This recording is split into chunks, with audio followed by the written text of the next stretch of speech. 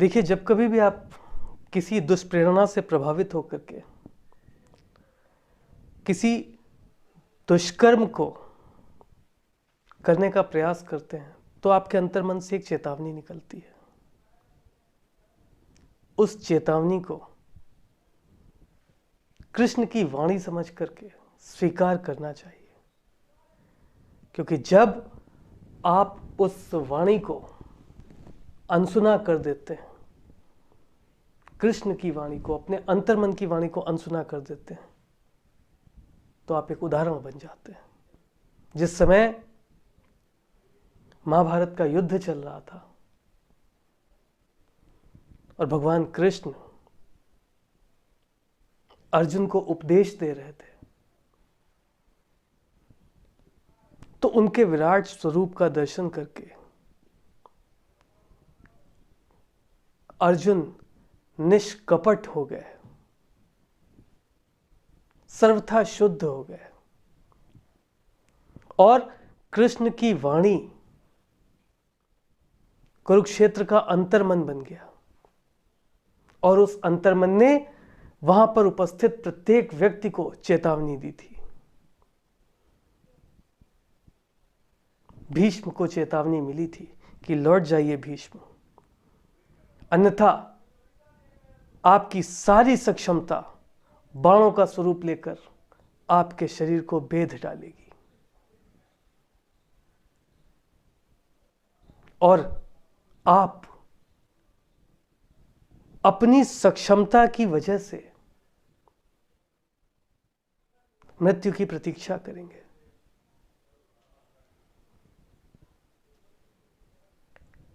कृष्ण ने वो चेतावनी दी थी भीष्म को, परंतु भीष्म ने विनम्रतापूर्वक ही सही,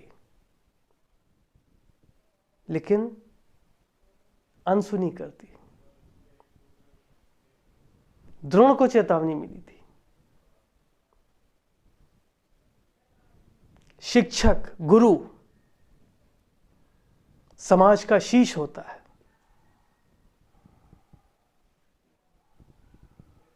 अगर आप न्याय संगत बात नहीं करेंगे तो शीश विहीन हो जाएंगे, रणभूमि में आपका धड़ पड़ा होगा।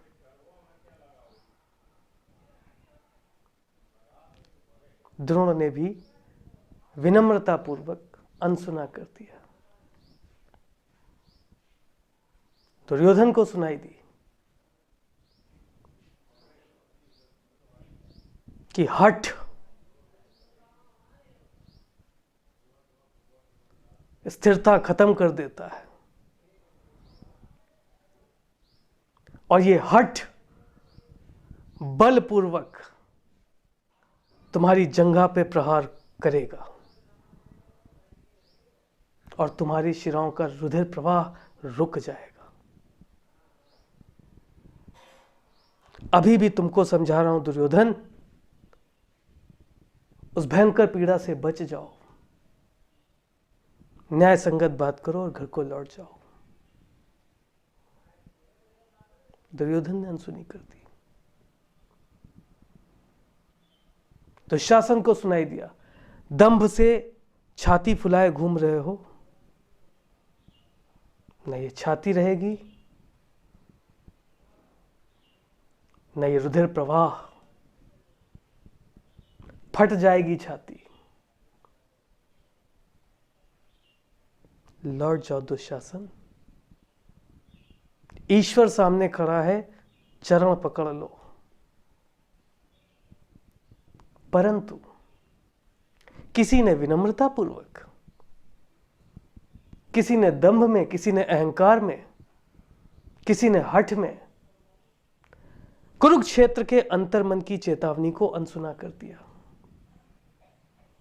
ठीक वैसे ही जैसे कभी हम हठ में, कभी अहंकार में, कभी विनम्रतापूर्वक अपने अंतर्मन की चेतावनी को अनसुना करते हैं और दुष्कर्म करते हैं और समाज में ऐसा उदाहरण बनते हैं जिसके बारे में हम कभी सोचना भी नहीं चाहते। तो अंतर मन की चेतावनी जरूर सुनिए, वो कृष्ण की वाणी होती है। और अंतर मन कभी भी आपको गलत नहीं समझाए।